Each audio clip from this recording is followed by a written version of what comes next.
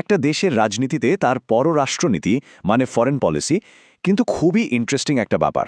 আজ আমরা একটা সোর্সকে ভিত্তি করে দেখব যেখানে দাবি করা হচ্ছে যে বাংলাদেশের একটা প্রধান রাজনৈতিক দলের ফরেন পলিসিতে বিরাট একটা পরিবর্তন আসছে। চলুন গভীরে গিয়ে ব্যাপারটা বোঝার চেষ্টা করা যাক। দেখুন, ভোটের লড়াই তো হয় দেশের ভেতরে, তাই না? কিন্তু তার আগে অনেক সময় আন্তর্জাতিক মহলেও কিন্তু একটা গ্রহণযোগ্যতা তৈরি করতে হয়। আজকের এই বিশ্লেষণে আমরা দেখব একটা সূত্র অনুযায়ী এই পুরো প্রক্রিয়াটা ঠিক কিভাবে এগোচ্ছে বলে দাবি করা হচ্ছে।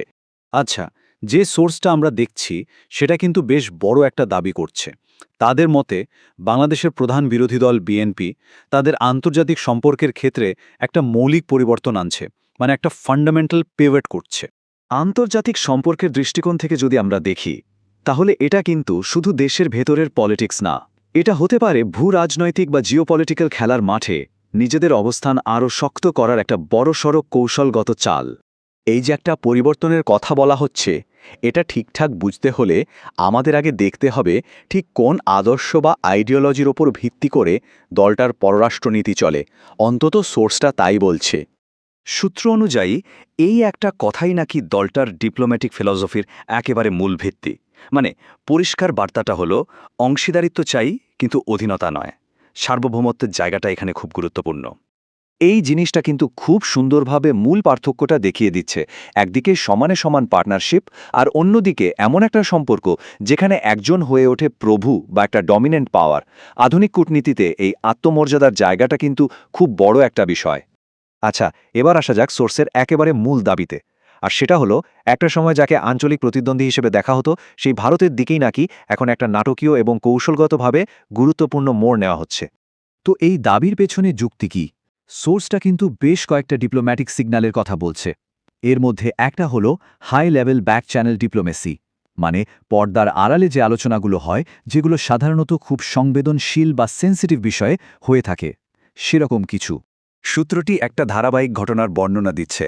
যেমন ভারতের জাতীয় নিরাপত্তা উপদেষ্টার মতো বড় মাপের ব্যক্তিত্বদের সাথে সরাসরি মিটিং করা।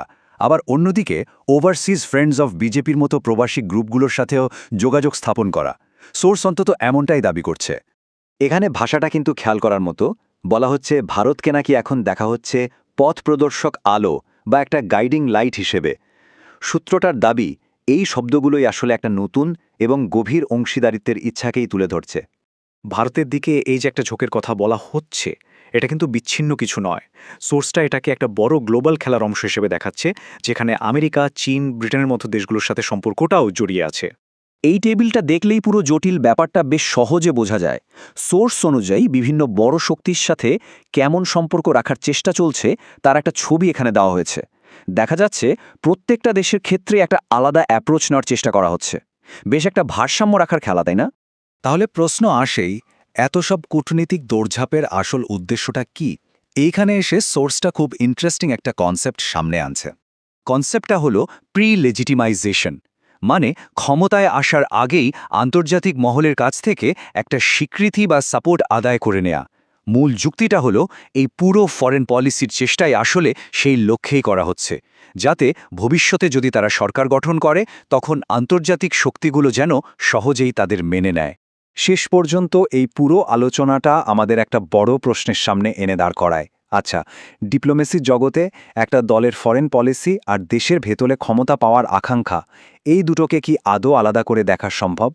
এই ঘটনা প্রবাহ কিন্তু দেখিয়ে দেয় যে এই দুটো জিনিস একে অপরের সাথে কতটা গভীরভাবে জড়িয়ে আছে।